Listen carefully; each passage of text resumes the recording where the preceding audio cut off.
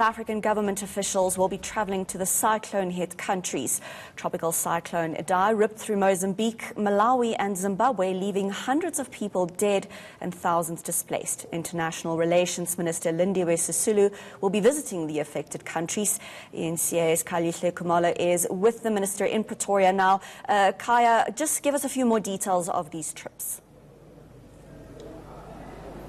Well, absolutely, Andrew. I can tell you this much. During the course of this week, South Africa's top diplomat, Minister Lindiwe Sisulu, will be heading to 3 countries that have been heavily affected by the cyclone. But also she'll be going to these countries carrying a donation from South Africa. We know that the country has been working so hard trying to source funds from so many stakeholders, but of course within the state itself. So it's going to be a very important trip, and we understand that just prior to this trip, there was also an undertaking where the minister went to Mozambique, where she met with the Mozambican president Filipe Nyusi, once again trying to talk about what Pretoria really is doing in terms of trying to help Maputo as they are really coming to terms with this situation. So this is, by all means, it's going to be a very important time in as far as South Africa is concerned. So, Andrea, we're actually waiting for the minister to come through and have a word or two with us. But by all means, this is going to be a very important visit, as she'll be moving not only just in Mozambique this time, but also going to Malawi as well and Zimbabwe. As you know, that this particular cyclone hits a number of countries within the SADC region, Andrea. So just in a matter of time, we certainly do believe that the minister will join us now shortly. And well, certainly, Andrea, there she is right now, perhaps to give us. So, Minister, the most topical, a very good afternoon to you, Minister. A very topical issue right now is, of course, the cyclone that has hit some of our member countries within the SADC region. Maybe just briefly take us through to the visit to those countries. Well, we got to Zimbabwe after the heavy rains that came down, and at that point we had not realized the extent of the damage. 2 days before we went to Zimbabwe, we had received a request from Malawi for search and rescue operations because they had also suffered heavy rains. But by the time it reached Mozambique, we were clear it was a cyclone. And we were able to trace the magnitude of the cyclone, and its worst point was in Mozambique. The devastation of the of Beira, the province of Beira, is shocking. Our biggest worry right now is that if the rains continue in that region, then the dam just outside Beira would break, and its waters would completely flood out Beira. But the devastation is severe. It is the worst cyclone of the century in Africa.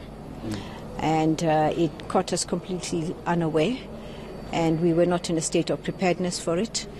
But we have done everything we can, both as a continent, subcontinent, and as a country, to reach out to the people of Malawi, to reach out to the people of Mozambique, to reach out to the people of Zimbabwe. We have called on all NGOs in South Africa and interested parties around the continent to come and assist. As you know, as a SADC sub-region, we work very closely together. And when we do have catastrophes like this, they become not just a catastrophe of Zimbabwe or a catastrophe of Malawi, they become a regional problem.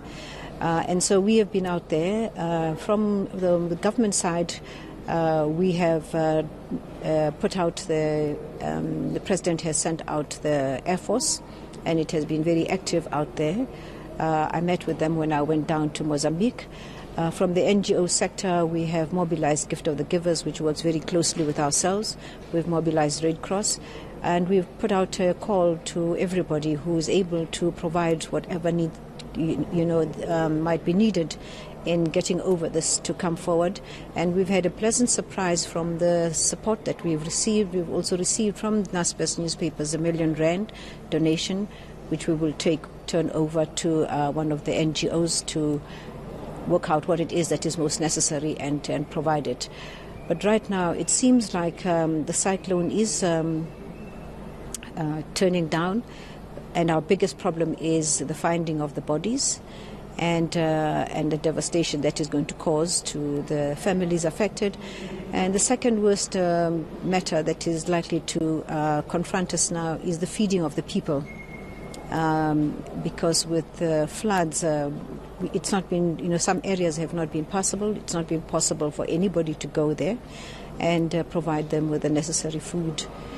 And we are also calling on all NGOs that deal with health issues, please, to support this venture, because it's going to be a health problem. So first it will be, we hope that the rains tone down. Secondly, we need to concentrate on finding the bodies. Beyond that, we need to find food. And after that, we need to make sure that the health facilities are in place to assist. We were not able to get to Beira when we got there because of the strength of the winds and also because it gets dark quite easily there. There is an airport there, but it doesn't operate after certain hours. But we managed to meet with the president of Mozambique, and he described to us the level of devastation that they're experiencing. And just, Minister, going back on Wednesday to these countries, what types of assistance are you going to offer? And really just as a way of trying to assist for the South Africans, what can they do so that they try and alleviate this massive burden the countries are facing? Well, we have put out a call, we put out a statement, and we're glad that we've had responses to those statements. Any South African who is listening and is touched by the story of this tragedy, we call on them to find the necessary NGOs in that areas. There are many of them working around this matter, but particularly Red Cross and Gift of the Givers. We are also calling on them, if they have access to DIRCO here, to call. We've put out a call number, and we would be able to pick up old clothes, extra food, or anything else that might help us to help the people of Mozambique. But also, Minister, another issue. You're hosting a very big conference on behalf of SADC. We know the plight of Western Sahara. Why this particular conference now? Well, Western Sahara remains the last colony of Africa. And we who've experienced colonialism have always been particularly concerned about the fact that this is a forgotten colony to a very large extent. And the UN has been aware of the plight of the people of Western Sahara, has been aware of the fact that this is a people without the right to govern themselves. And resolutions have been passed regularly by the UN since 1960 about the self-determination of the people of Sahrawi. But very little has been done. So we decided on our 38th summit as SADC to take up the matter of Sahrawi and move beyond just words to actually actively mobilizing around awareness of the SADC region and the world, awareness around the plight of the people of Sahrawi, and call on all governments, progressive governments in particular, to come out in support of the people of Sahrawi. And finally, we have found this date. It's a SADC initiative. And we've also called on progressive governments to come in. Starting off from tomorrow in the morning, we will have what we call the Wise Men of Africa. We have former President Obasanjo coming over to speak to us. We are also hoping that other former heads of state will be available to give us a context of how we come to be in a situation where we still have a country that does not have its own instruments of self-government, that does not have its own country in this day and age. And then that will determine the discussions that we have. And we are hoping that we will have also liberation movements. We've invited them across SADC to attend.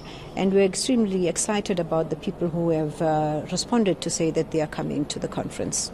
And just before I let you go, Minister, so lots of people said when the AU took the resolution to readmit Morocco, so by virtue of that step, others are saying that was a bit of a stumbling block in resolving this issue, especially because Morocco is still occupying the Western Sahara. So what would be SADC's input, or maybe just Pretoria's standing on that particular issue?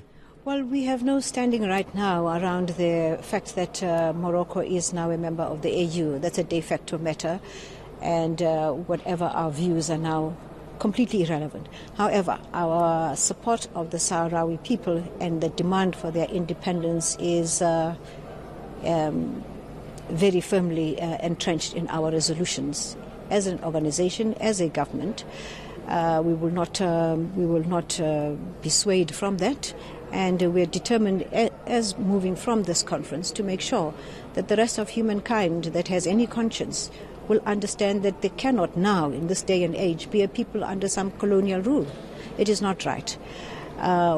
Morocco itself would hopefully understand that what is happening is not correct.